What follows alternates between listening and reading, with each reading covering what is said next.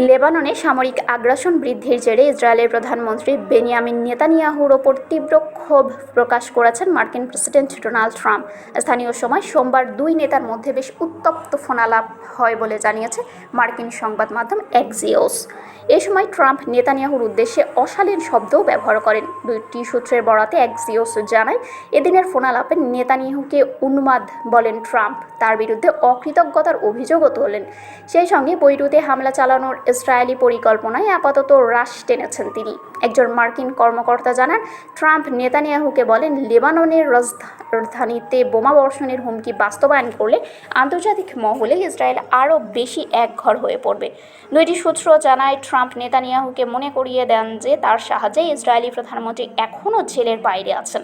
নেতানিয়াহুর বিরুদ্ধে দুর্নীতি মামলার সময় তাকে সমর্থন দেওয়ার দিকে ইঙ্গিত করেছেন ট্রাম্প। নেতানিয়াহুর প্রতি ট্রাম্পের বক্তব্যের সারসংক্ষেপ তুলে ধরে ওই মার্কিন কর্মকর্তা জানান, ট্রাম্প বলেছেন, তুমি বদ্ধ উন্মাদ, ইউ আর ফাকিং ক্রেজি।